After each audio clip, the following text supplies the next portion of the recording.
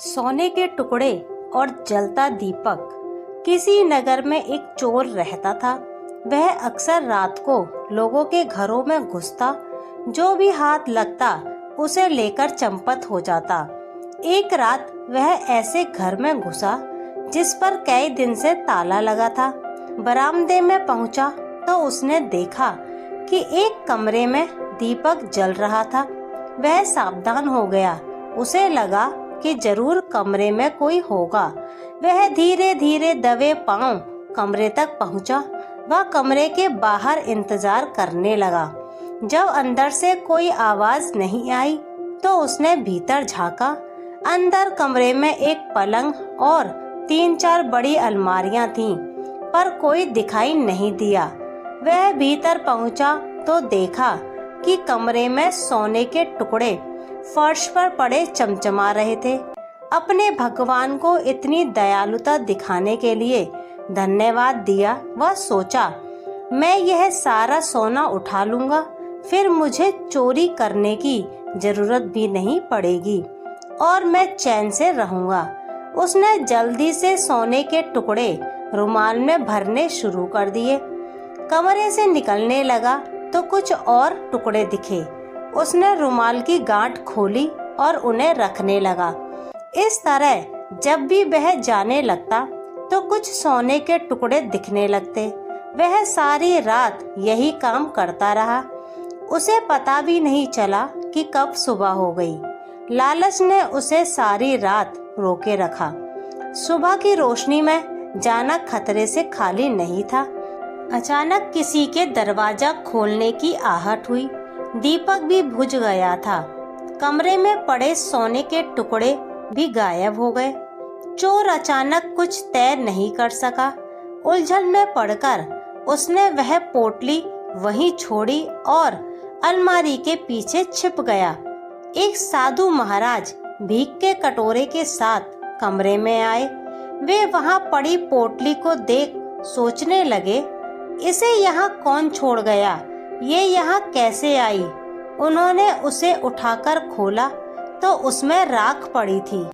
उन्हें कुछ समझ नहीं आया तो वे पोटली को वहीं रख बिस्तर पर आराम करने लगे। अलमारी के पीछे छिपा चोर यह सब देख रहा था। उसे भी समझ नहीं आ रहा था कि पोटली में पड़े सोने के टुकड़े राख में कैसे बदल गए। सब कुछ एक करिश्मा लग रहा था। थोड़ी देर आराम करने के बाद साधु घर से निकल गए। चोर ने पोटली को ध्यान से देखा। सचमुच उसमें राख का ढेर पड़ा था। वह नहीं जानता था कि क्या करे। दिन में बाहर निकलता तो पकड़ा जाता। फिर वह इस राज को भी सुलझाना चाहता था, इसलिए वह कमरे में ही छिपा रहा। शाम होते ही कमरे में रखा दीपक अपने आप जल गया। फिर से फर्श पर सोने के टुकड़े पड़े दिखने लगे। वह फिर से सुबह तक सोना बटोरता रहा। फिर से साधु लौटा और रुमाल का सोना राख में बदल गया। इस तरह चोर 4 रातों तक वहीं रहा। 5वें दिन साधु के जाते ही वह छिपने के स्थान से बाहर निकला। वह उनके पैरों में गिर पड़ा और बोला, हे महात्मा, मुझे क्षमा करें या जो भी जी में आए सजा दें, पर बता दें कि इस कमरे में क्या हो रहा है। इस जलते दीपक व सोने के टुकड़ों और राख का राज क्या है।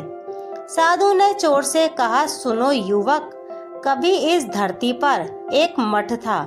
इस कमरे के स्थान पर साधु संत रहते थे। यह सब उनकी ही इच्छा से कमरे में दीपक स्वयं जलता है।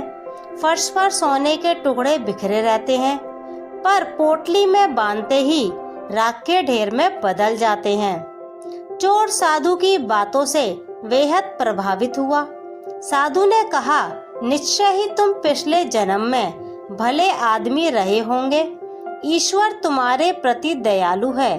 उन्होंने तुम्हें सीधे रास्ते पर लाने व तुम्हारा विवेक जागृत करने के लिए ही यह खेल रचा होगा। चोर ने उसी दिन से चोरी करना छोड़ दिया। वह घर जाने की बजाय साधु बन गया, जो लोगों को यही उपदेश देता था, सच्चाई के मार्ग पर चलो व ईमानदारी से जियो।